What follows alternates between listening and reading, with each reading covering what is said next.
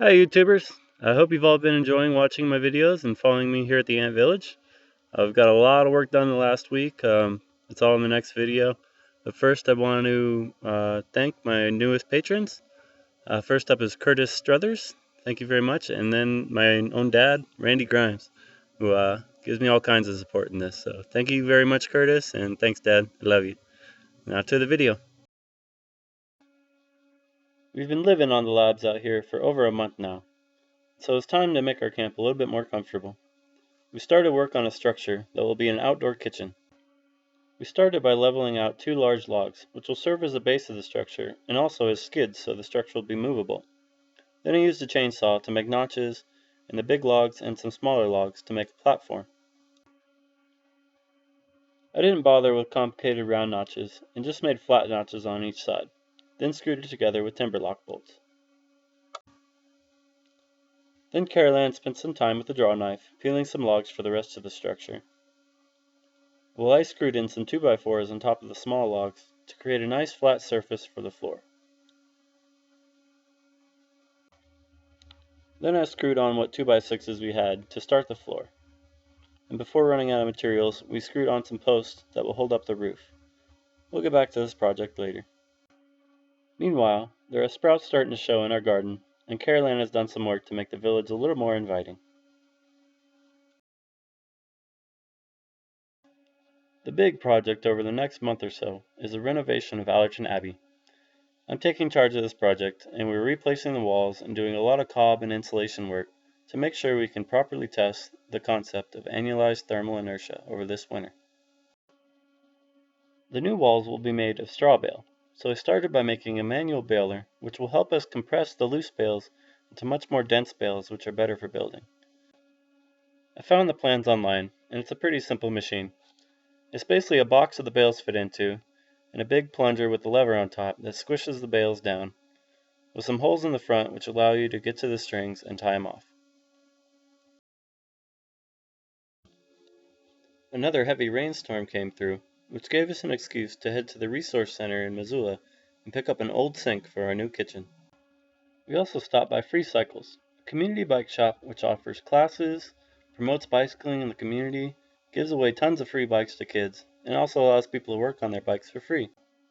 This is a really awesome place. I'm sure they're going to come back next time I'm in Missoula. Once the weather cleared, it was back to work at Allerton Abbey. We started by removing a bunch of dirt from the downhill side and reshaping the land so that water will flow away from the building instead of towards it. And after removing most of the framing, we were able to get the old windows out, which had been crushed and cracked by the settling of the building. We removed a small mountain of screws and finally got the space open up. Next, we took a long drive down the Clark Fork River to go pick up some windows for the project, and I started getting other materials ready, including some cob mixing and making some test loaves. We have natural building experts Ernie and Erica Wisner coming to help us, so I wanted to get things ready for them.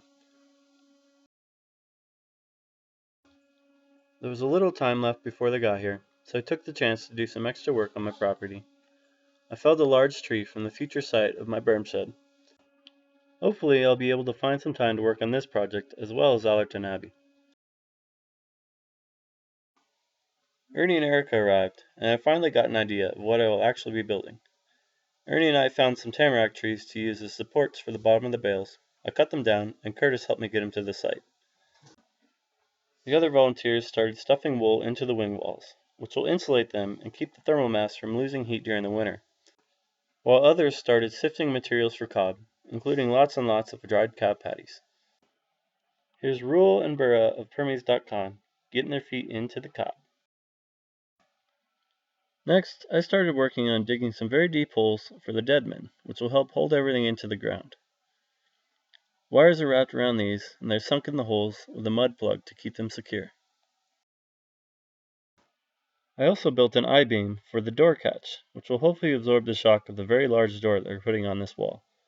Evan helped me prepare it to go in the ground, and then him and Zach Weiss helped me put it up into the structure.